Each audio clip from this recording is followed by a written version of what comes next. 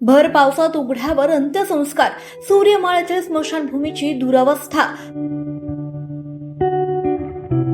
छप्पर उभारण्याची ग्रामस्थांची मागणी. जिवंतपणी सुविधा नाही, निदान शेवटचा निरोप तरी सन्मानाने मिळावा, ग्रामस्थांची प्रशासनाकडे आर्त हाक.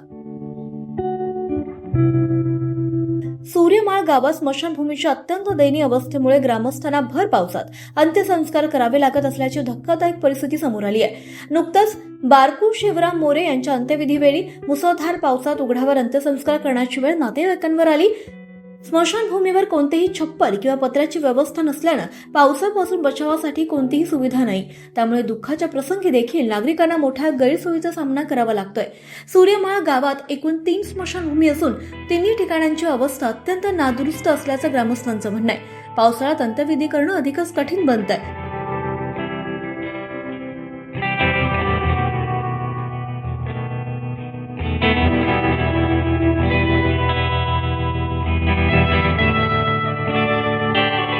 त्यामुळे या ठिकाणी तातडीनं पत्र्याचे छप्पर उभारून आवश्यक मूलभूत सुविधा उपलब्ध करून द्याव्यात अशी मागणी ग्रामस्थांनी केली. माणसाच्या आयुष्यातील शेवटचा प्रवास तरी सन्मानाने व्हावा, निदान अंत्यसंस्कारासाठी आवश्यक सुविधा प्रशासनाने उपलब्ध करून द्याव्यात अशी भावना स्थानिक नागरिकांनी व्यक्त केली आहे.